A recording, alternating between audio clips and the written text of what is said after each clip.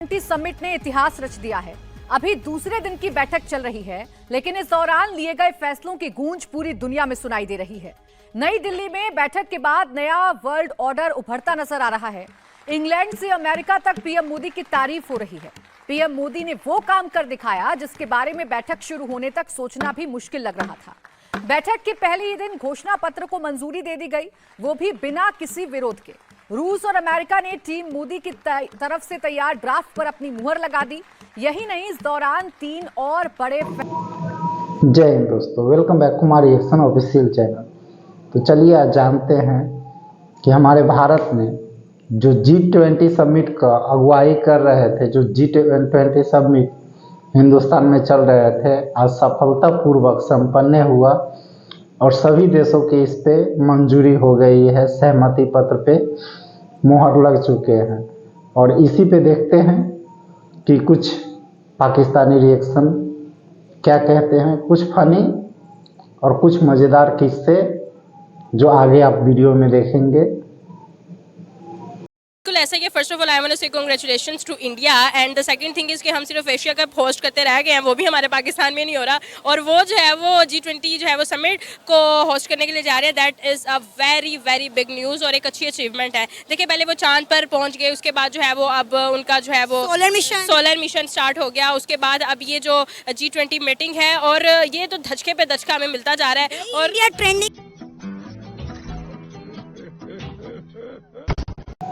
तो आप समझ रहे हैं कि धचके पे धचके आखिर इन्हें मिल क्या रहे हैं, और ये वही लोग हैं जो आज से कुछ दिनों में जा रहे हैं, पिछले 2 महीनों से। मैं कहती हूँ तो अल्ट्रा प्रो मैक्स ट्रेंडिंग पे जा रहा है कि I have no words. India जो है उनका बनता भी है ट्रेंडिंग पे जाना, और अल्ट्रा प्रो मैक्स बनता भी है क्योंकि वो मेहनत करते हैं, ईमानदारी से काम करते हैं, उनमें इंसानियत है। अगर वो अपने प्रोजेक्ट्स पे ध्यान देते हैं तो वो आवाम का भी ख्याल रखते हैं। अपने हर प्रोजेक्ट्स में आवाम के लिए अलग हिस्सा होता है कि हमने गरीब आवाम पे इतना लगाना है, अपने बच्चों के लिए इतना लगाना है। ये नहीं कि वो जो बचेगा तो अपनी जेबों में डाल लें, क्योंकि इंडिया इस टाइम अगर G20 को पूरा वो कर रहा है, होस्ट कर रहा है, तो ये एक बहुत अच्छी बात है। हम उनको मुबारकबाद देते हैं अपनी तरफ से, अपने पाकिस्तान की तरफ से, और बेस्ट ऑफ लक तो उनके लिए है। कहना वैसे बनता भी नहीं, उनके लक की लक चल रही है और बड़ा जबरदस्त है। लेकिन अफसोस बार बोल रहे हैं, पढ़ने निकले वाले छात्रों को राजनीति से दूर रहना चाहिए हैं? पढ़ाई लिखाई में ध्यान लगाओ, IAS बनो और देश को संभालो। तो दोस्तों, अगर अभी तक आपने हमारे चैनल को सब्सक्राइब नहीं किए हैं तो प्लीज़ सब्सक्राइब करें, शेयर करें, लाइक करें, कमेंट करें और बेल आइकन को दबाना ना भूलें, ताकि हमारी हर वीडियो की अपडेट आप तक मिलती रहे। तो चलिए जानते हैं। हमको नहीं पता है कि लक नहीं कोई चलती है। हिंदुस्तान ने अपने बलबूते पे खुद को मनवाया है सारी दुनिया में, और ये हमारे हिंदुस्तान की कड़ी मेहनत और परिश्रम का ये परिणाम है। आप यूँ कह लें कि ये फल है जो आज हमें देखने को मिल रही है कि आज पूरी दुनिया हिंदुस्तान को एक उभरता हुआ ताकत के रूप में देख रहे हैं। तो उसे छोड़ देने से सब कुछ हो जाएंगे। तो मैडम, ऐसी बात नहीं है कि लक के भरोसे कुछ चलते हैं। ऊपर वाला यही कहता है कि हम तुम्हारे साथ हैं, लेकिन कर्म तुम्हें ही करना पड़ेगा, जिसका फल तुम्हें मिलेगा।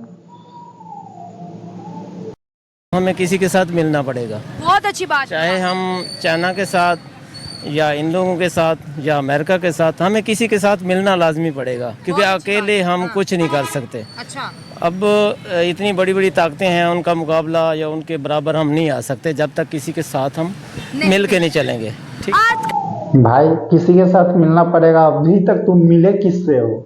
चाइना से तो मिले हैं। पूरी दुनिया में तो एक चाइना ही तुम्हारा, पूरी दुनिया में एक चाइना ही तो तुम्हारा सच्चा वाला दोस्त है, जो हिमालय से ऊंची और शहद से मीठी वाली दोस्ती का नारा लगाते हो। और किससे मिलोगे फिर दोबारा से? वही चाइना से ही मिलोगे यार। ना भी इनके साथ तब तक है जब तक हिंदुस्तान के साथ उसकी दुश्मनी चल रही है। जिस दिन हिंदुस्तान के साथ दोस्ती हो गई, उस दिन पाकिस्तानियों सुन लो कान खोल के कि वो कहा जाता है ना कि स्टोर रूम में रखे हुए बोरी की तरह तुम निकाल के फेंक दिए जाओगे। ये सब तो हो गई पाकिस्तानी के कुछ रिएक्शन। चलिए, और अब हम अपने रौनक भाई की देखते हैं फन तंत्र में कि किस तरह उन्होंने हंसी मजाक में ही कुछ अपने देश के नमूनों और कुछ ऐसे मेहमान जो बुलाने पे भी नहीं आए उन्हें किस तरह भिगो के मारे हैं। ऐसा भी नहीं लग रहा है कि कोई मारा है और उन्हें भी खुशी हो रही है। तो चलिए इस बात पे देखते हैं एक मज़ेदार सा छोटा सा क्लिप और एक मज़ेदार सा वीडियो, और इनके लिंक, इस वीडियो के लिंक आपको हमारे डिस्क्रिप्शन में मिल जाएंगे। तमाम देशों के प्रेसिडेंट और प्राइम मिनिस्टर्स भारत आना शुरू हो चुके हैं। टीवी चैनल वाले पिछले 24 घंटे से इनके खांसने, छींकने, सोने और नहाने तक की अपडेट दे रहे हैं। आलम यह है कि आज सुबह जो बाइडेन कंफ्यूज हो रहे थे कि उन्होंने नाश्ते से पहले अपनी शुगर वाली गोली खाई या नहीं खाई, तभी उन्होंने एक हिंदी न्यूज चैनल लगाया। तब जाकर उन्हें पता चला कि नहीं, उन्होंने गोली खा ली है। इससे पहले कल शाम से ही हमारे मिनिस्टर्स एक एक कंबल और 500-500 रुपए शगुन डालकर बाहर से आए जो गेस्ट हैं उनसे मिलनी करने में लगे हुए हैं। दिल्ली के चप्पे चप्पे को नहला धुलाकर तैयार कर दिया गया है। सारे टूटे गड्ढे भर दिए गए हैं। 3 दिन पहले जो लोग बाहर थे ना, अब जब दिल्ली आ रहे हैं वो लोग तो खुद अपने घर का रास्ता नहीं ढूंढ पा रहे कि कहाँ आ गए बे। हर बाग चौराहे पर ऐसी घास काटी गई है, ऐसी घास काटी गई है कि तुम्हारी वाली भी तुम्हारा क्या ही काटेगी। कुल मिलाकर पूरा माहौल शादी वाला बना हुआ है, जैसा कि हर शादी में होता है। यहां भी नाराज फूफाओं की कमी नहीं है। चीन के राष्ट्रपति शी जिनपिंग मेरी लड़की के 10वीं के पेपर हैं ये बोलकर नहीं आए हैं। रूस के राष्ट्रपति व्लादिमीर पुतिन घर में मिस्त्री लगे हुए हैं, काम चल रहा है ये बोलकर मोदी जी से माफी मांग चुके हैं। और खुद हमारे राहुल बाबा इतने बड़े इवेंट से पहले देश से ही बाहर चले गए। वैसे राहुल बाबा की हरकत देखकर मुझे उन बच्चों की याद आ गई जो घर पर रिश्तेदारों के आने से पहले जरूरी काम है बोलकर घर से फरार हो जाते थे, ताकि मिलने पर रिश्तेदार फिर से उनसे ना पूछ लें कि बेटा कहीं नौकरी लगी तुम्हारी। नहीं। इसके अलावा कुछ और मनहूसियत के सौदागर शादी में बारातियों की तरह व्यवस्था में कमियां निकालने में लगे हैं। आम आदमी पार्टी का दुख तो यह है कि अमेरिकी राष्ट्रपति क्या बोल रहा है वो बाद में सुन लेंगे। पहले दुनिया को यह बताओ कि दिल्ली शहर में जगह जगह जो फव्वारे लगाए हैं हमने लगवाए। दिल्ली की सड़कें खुद हमारे कार्यकर्ताओं ने जमीन पर लोट कर सजाई। कुल मिलाकर मामला कतई चौकस हो रखा है। और इससे पहले कि इस चौकस माहौल का हम जिक्र करें और ये बताएं कि भैया आखिर ये G20 है क्या, इसका मकसद क्या है और इतना खर्चा करके आखिर हमको मिलेगा क्या। और चलिए अब देखते हैं हमारे अपने ही देश के कुछ न्यूज में कि क्या रिपोर्टें आ रही है और हमारे विदेश मंत्री जो एस जयशंकर जी है उन्होंने क्या कहा है। फैसले लिए गए तो भारत ने इतिहास रच दिया है। भारत ने इतिहास रचा, ज्वाइंट डिक्लेरेशन हो गया। ये ज्वाइंट डिक्लेरेशन कितना मुश्किल था ये हम आपको बताएंगे। देखिए सबको ये लग रहा था कि सहमति पर लाना आसान नहीं है तमाम देशों को। अमेरिका और उसके सहयोगी चाहते थे कि न्यू दिल्ली G20 के ज्वाइंट डिक्लेरेशन में रशिया वॉर अगेंस्ट यूक्रेन और सैंक्शन जैसे शब्दों का इस्तेमाल हो, लेकिन रूस और चीन दोनों देशों ने बाली डिक्लेरेशन की भाषा को रिजेक्ट कर दिया था। इसके बाद भारत के हार्डवर्क और डिप्लोमेसी ने काम पूरा कर दिया। आम सहमति बनाने के लिए 200 घंटे नॉनस्टॉप बैठकों का दौर चलता रहा। शुक्रवार देर रात तक नेगोशिएशन चलती रही। G20 के शेरपा अमिताभ कांत सहित IFS अफसरों की टीम ने दिन रात एक कर दिया।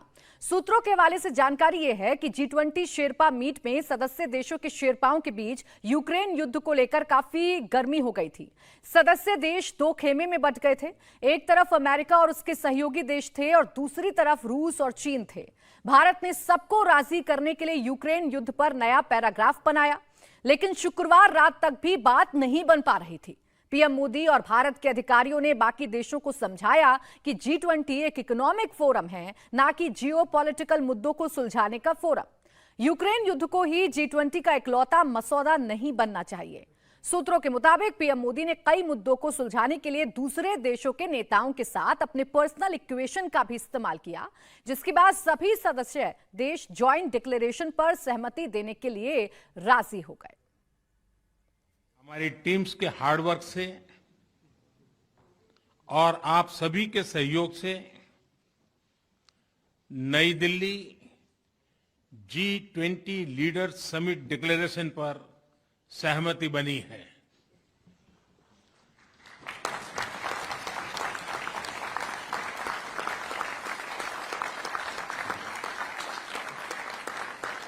मेरा प्रस्ताव है कि इस लीडर्स डिक्लेरेशन को भी एडप्ट किया जाए।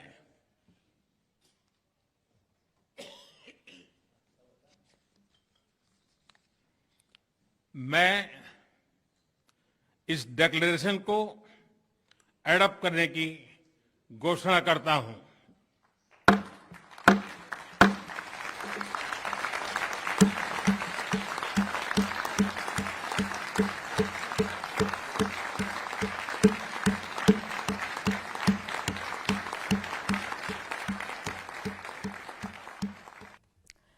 ये काम कितना मुश्किल था और इसे कैसे आसान बनाया गया। जब प्रधानमंत्री नरेंद्र मोदी ने इसकी घोषणा की तो वहां पर मौजूद तमाम चेहरों की मुस्कुराहट ये बता रही थी कि इस मुश्किल को भारत ने आसान कर दिया है।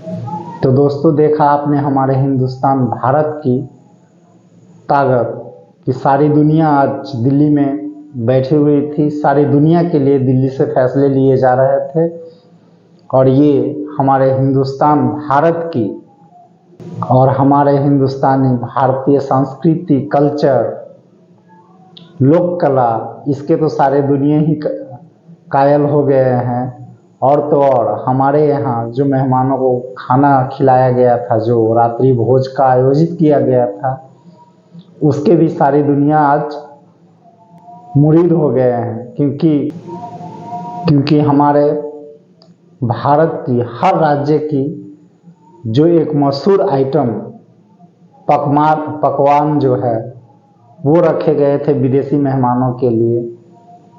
कल्चर, सभ्यता और मेहमान नवाजी का पूरी दुनिया में याद रखा जाएगा कि हिंदुस्तानी यूं ही नहीं कहते हैं कि अतिथि देवो भव। हम अपने मेहमान को भगवान स्वरूप मानते हैं और उनकी आवभगत में अपने हैसियत से बढ़ के काम करते हैं। ये हमारी संस्कृति, सभ्यता है। ये सनातन हिंदू की कल्चर है कि अपने भले जैसे ही रहे, लेकिन कोई मेहमान आए तो उन्हें भूखा नहीं जाने देते हैं। अपने जो भी खाते हैं उससे कहीं अच्छा खिला के भेजते हैं।